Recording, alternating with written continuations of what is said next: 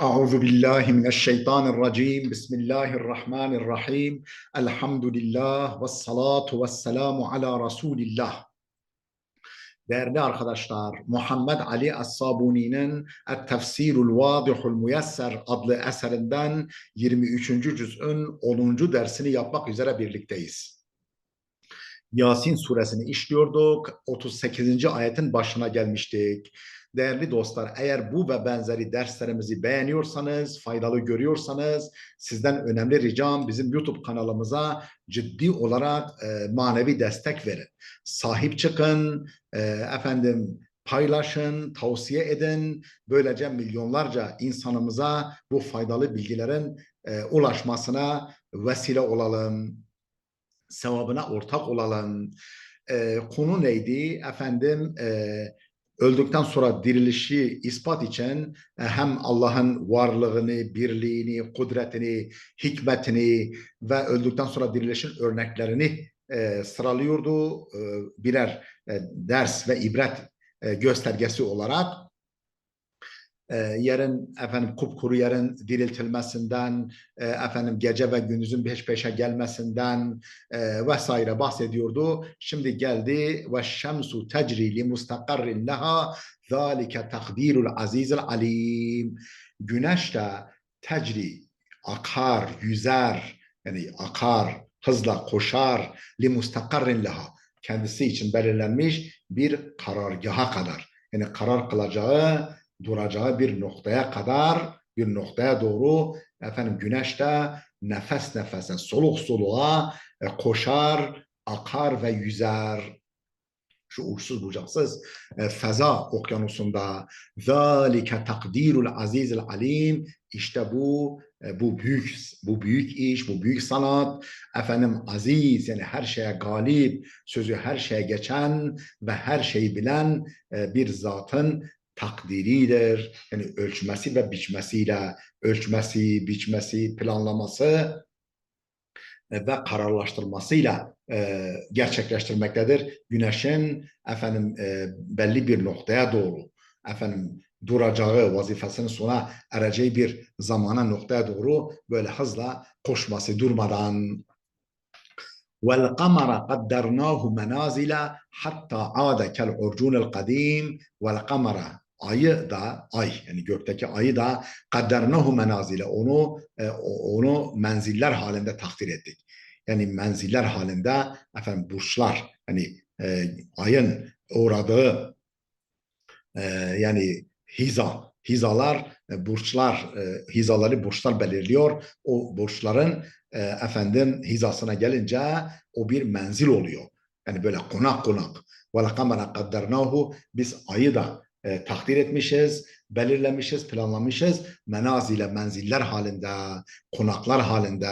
Hatta adekel urcunul kadim, ve sonunda efendim eski bir hurma sapı, hurma salkımının sapına dönünceye kadar, eski, yani kurumuş, eskimiş, pörsümüş bir hurma salkımına dönünceye kadar, yani öyle bir görüntüye bürününceye kadar. Yani hilalin ay sonundaki böyle o cılız, o böyle yani hilal gibi olan durumu efendim o kurumuş, pörsümüş efendim hurma salkımının sapına, tutunduğu sapa benzetilmiş.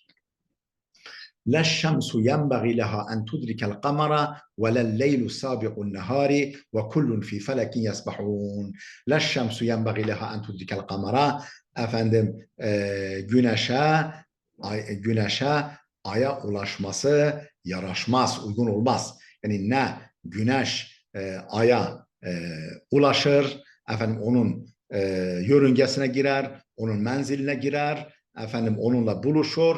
Velel leylu sabiqun nehari, ne de gece gündüzün önüne geçer. Yani her birisi kendisi için belirlenen çizgide, noktada, hızda belirlenmişlerdir. Yani tabii ne güneş aya ulaşıyor, ikisi birleşip tek kütle haline geliyor, ne de ay güneşe ulaşıyor, birleşip tek kütle haline geliyor. Her biri kendi yani konulduğu noktada, eksende ve yörüngede yoluna devam ediyor. لا الشمس ينبغي لها أن تدرك القمر ولا الليل سابق النهار وكل في فلك يسبحون. Her birisi yani güneş, ay ve diğer yıldızlar, gezegenler kendi felekinde yani kendi yörüngesinde habire sürekli yesbahun yüzmektedirler. Yürümekte, seyahat etmektedirler. Buraya kadar meal verdik. Tefsirini yapalım. وَالشَّمْسُ تَجْرِي لِمُسْتَقَرٍ لَهَا ذَٰلِكَ تَقْدِيرُ الْعَز۪يزِ الْعَلِيمِ. Mealini vermiştik, tefsirini okuyoruz. Ey وَالشَّمْسُ تَس۪يرُ بِقُدْرَةِ اللّٰهِ الْقَد۪يرِ.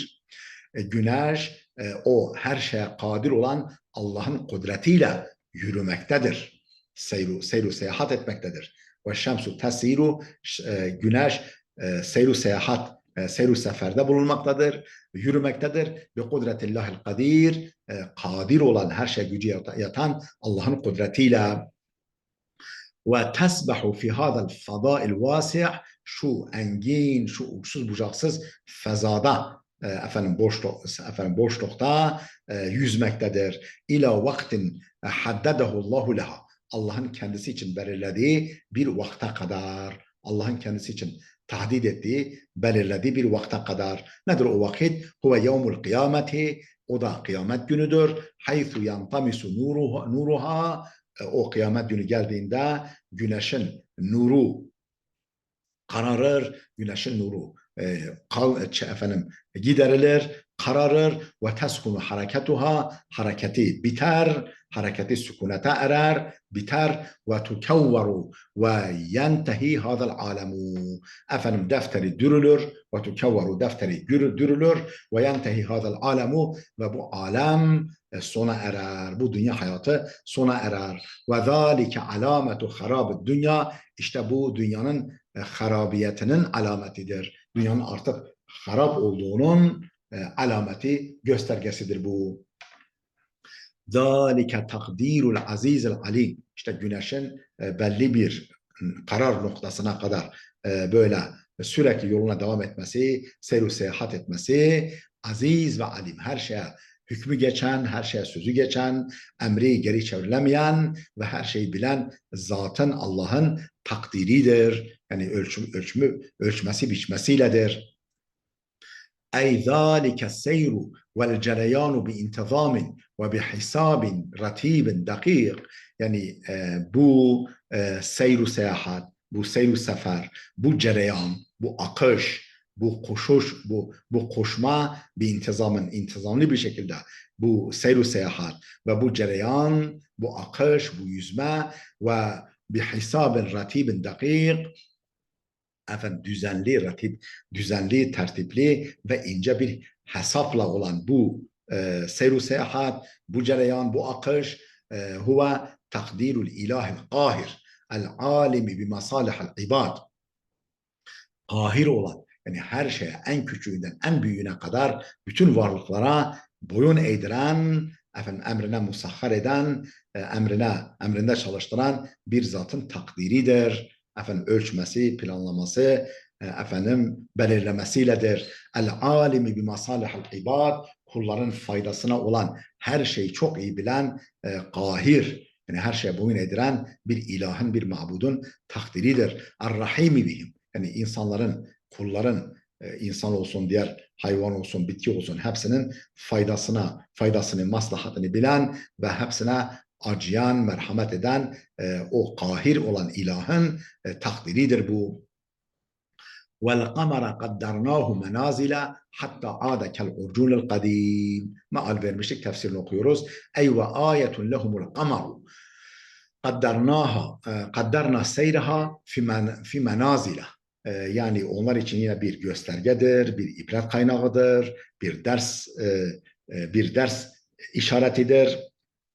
Ay, kaddarna seyraha, onun seyrini, yani yol alışını ölçmüşüz, planlamışız, belirlemişiz. Fi menazile, böyle menziller halinde, yani konak konak.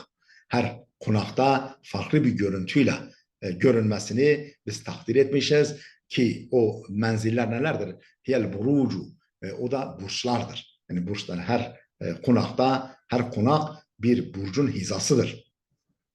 Hiyel burucu yanzilu kulle yevmin fi vahidin minha, her gün o burçlardan birisinin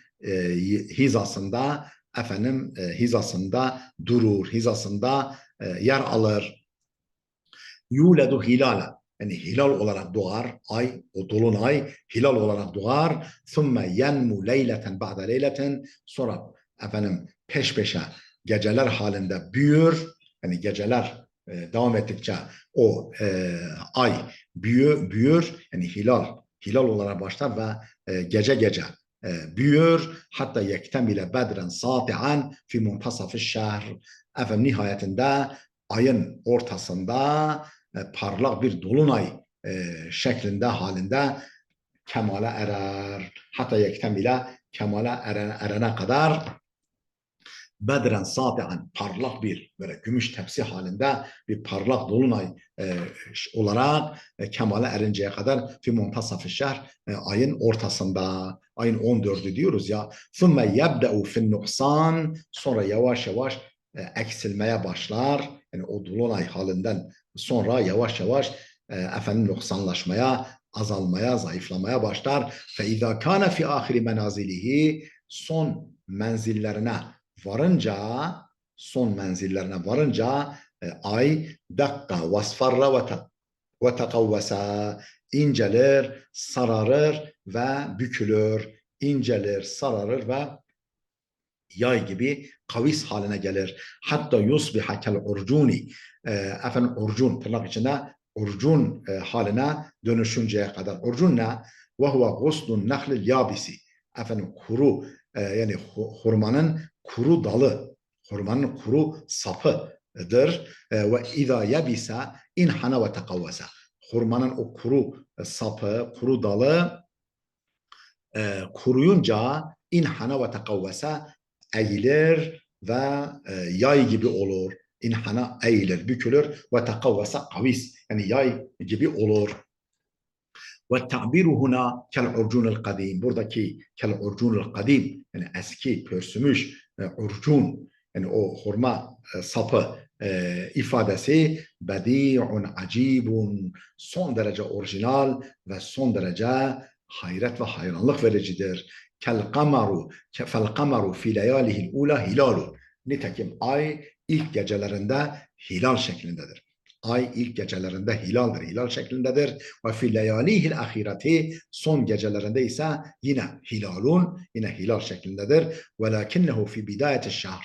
Fakat ayın başındayken, o hilal hali ayın başındayken yabdu ke'ennehu feten, böyle genç gibi, yani böyle, yani büyüyen bir bebek gibi, bir çocuk gibi belirir, ortaya çıkar. Fihi cemalun ve nadaratun, güzellik ve parlaklık taşıyan, içinde güzellik ve parlaklık bulunan bir genç, bir ömrünün başındaki bir çocuk gibi böyle canlı, dinamik, cıvıl cıvıl, parlak bir çocuk gibi ortaya çıkar. Ve fi ahiri şehr, ayın sonunda ise yatla'u ve ke'ennehu kehlun harimun, doğunca, yani görününce, ayın sonunda görününce sanki böyle yaşlı ve beli bükülmüş hale gelir. Kehlun harimun, yaşlı, düşkün ihtiyar ve yaşlı gibi görünür. Fihi şuhubun ve zuhubu ve zubul, rengi gitmiş ve pörsümüş, solmuş, pörsümüş ve rengi gitmiş şeklinde yaşlı bir adam, bir kimse gibi çıkar. Kel urcunul kadim, el atik, kadim yani atik demek, eski bir hurma salkımının sapı gibi. İza kadime ve atika, eskiyince, yaşlanınca, eskiyince, ki o hurma sapı gibi, dakka ve tekavvese vasfarra, incelir, yay gibi eğilir ve sararır. La şemsu yenbaghi leha en tudrikel kamera ve lel leylu sabiqun nehari ve kullun fi felekin yesbahun. Meal vermiştik. Devam ediyoruz tefsirimize. Kale Mücahit, müfessir tabiundan, sahaben sonraki nesilden Mücahit isimli alim demiştir ki ey la yesturu ahaduhuma dav'el ahari. Yani nasıl güneşin aya ulaşması uygun olmaz, mümkün değil. Gece de gündüzün önüne geçmez. Bu ifade ne demek? Ey la yasturu ahaduhuma dav'el ahari. Yani birisi diğerinin ışığını örtmez. Yani güneş ayın ışığını örtmez. Ve la yenbaghi lehu zalika. Bu onun için uygun da değildir. Bu onun için elverişli de değildir. Ravahul Bukhari, bunu İmam Bukhari nakletmiştir. Anhu an Mücahit. Mücahit'ten bimana enne şemse la tuzhibu nurel kamar. Şu manada ki güneş ayın ışığını, nurunu gideremez. Velel kameru yatmisu nura şemsi. Ay da güneşin ışığını, nurunu perdeleyemez, söndüremez. Ve kullun minhuma yasiru fi intizam. Onlardan her birisi bir intizam halinde, bir düzen, bir disiplin halinde yol alır, yürür. Fi medarin lehu la yetaaddahu. Kendi yörüngesinde ve o yörüngeyi ve o çizgiyi aşmaksızın, ondan sapmaksızın. Ve hâda ta'biru yutfi aleyha ve hiye cemadatun sıfatel akli vel hikmeti. Bu ifade ne onun önüne geçebilir ne öbürü berikinin önüne geçebilir. Bu ifade yudfi aleyha ay ve güneşe kazandırır, ay ve güneşe atfeder ve hiye cemadatun. Yani normalde cansız birer varlık iken ikisi de her birisi cansız birer varlık iken bu ifade onlara kazandırır. Sıfatel akli vel hikmeti. Akıl ve hikmet niteliğini onlara atfeder, onlara verir. Sanki böyle akıllı gibi bilge birer varlık gibi hareket ediyorlar. Felem yakul Teala. Mesela Allah Teala şöyle buyurmadı. La tedhulu şemsu fi medaril kamar. Güneş ayın yörüngesine girmez demedi. Ve innema kâle la şemsu yenbaghi leha en tudrikel kamara. Ne güneşin ayı idrak etmesi, ne güneşin aya ulaşması uygundur dedi. Yani o onun yörüngesine girmez demedi. Ve keenneha aqiletun tecri ve tesiru bi hikmetin ve ittizanin. Öyle bir ifade kullandı ki sanki güneş akıllı bir varlıktır. Sanki enne şems akiletun akıllı gibi tecri böyle yürüyor ve tesiru yol alıyor bi hikmetin ve ittizanin. Hikmet ve düzenle, hikmet ve dengeyle yürüyen, akan, böyle yürüyen, yüzen bir akıllı gibi gözümüz önünde tasvir ettiği.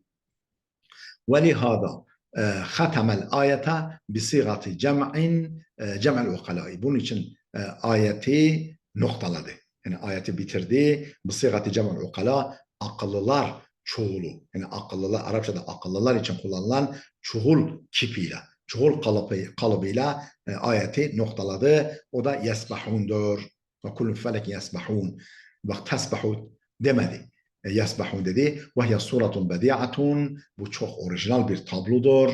Çok orijinal bir biçimdir. Min suvaril cemalil fenniyi fil Kur'an. Kur'an'daki edebi güzellik tablolarından, Kur'an'daki edebi güzellik fenni, yani edebi güzellik tablolarından orijinal bir tablodur. Ve ayetun lehum enna hamalna zurriyetehum fil fulkil meşhun. Değerli dostlar, burada duralım. Videomuz fazla uzamasın. Gelecek dersimize kadar Allah'a emanet olun.